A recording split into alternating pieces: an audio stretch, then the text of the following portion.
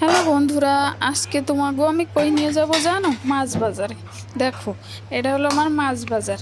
স্বামীর ঘরের স্বামী, জানো আমি যে যে মাছ পছন্দ করি না বা কাটতে সমস্যা, সেই মাছগুলো ওই ঘরে নিয়ে আসে। তাহলে কও, এই যে মাছটা দেখতেছো না আমি ধুইতেছি, ইয়ে যে কি আলার পালা, এর আসতে আমি কোনোভাবেই ছাড়াতে পারলাম না। আর তোমরা কি ভাবতেছো এগুলো সব আমি করছি? জীবনেও পারবো না।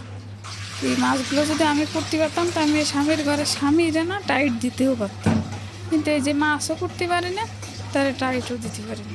এই লোক খুঁজে খুঁজে আইনে বুয়া ধরে ধরে ধরে ধরে মাছগুলো কোটাইছি।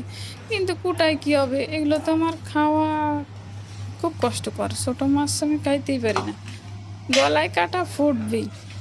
তারপরে দেখি না, দেখো এগুলো মোটামুটি চলে, কিন্তু চলেও চলে না। আবার কি আনছে জানো? রুই মাছ। রুই মাছ আমি একদিন বলছি বাসায় রুই মাছ আনবা না। রুই মাছগুলো কি হয় জানো? টাটকা প্রথম রান্নাটাই ভালো লাগে, পরে ফ্রিজে তো রাখার পরে তোমরা কি মনে করো জানি না, আমি তো আর খাইতেই পারি না। মনে হয় যে ঘাস খাচ্ছি। রুই মাছ তো না, মানে ঘাস খাই।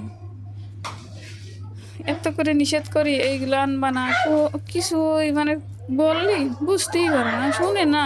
আল্লাহ জানে আর উনি জানে।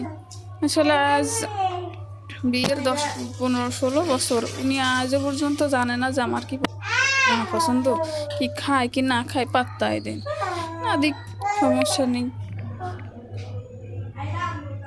দেখো এগুলো কি সম্ভব? এগুলো কুটে কুটে দিয়ে গেছে বুয়া, কিন্তু ধুয়ে মুছে ফ্রিজে তুলতে তো হবে।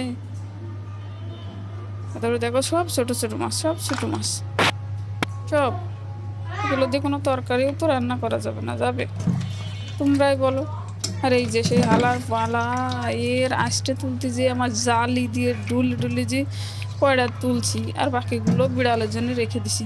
স্বামীর বেটা, স্বামী তো টের পাচ্ছে না, গোপনে রেখে দিছি যে বিড়ালের খাব। যে এ পাশে আবার কিছু বিড়ালের জন্য আবার গোছায় রাখছি। কত পদের মাছ দেখছি। কেন তুই পাঙ্গাস মাছ নিয়ে আয়, পাঙ্গাস মাছে কাটা নেই, পাঙ্গাস মাছই তো ভালো। এই যে আরগুলো গোছায় গোছায় যে বিড়ালের খাবো, সিদ্ধ করে দেবো, তাই গোছায় রাখতেছি। এই মাছগুলোরে কেন দেখাচ্ছি জানো?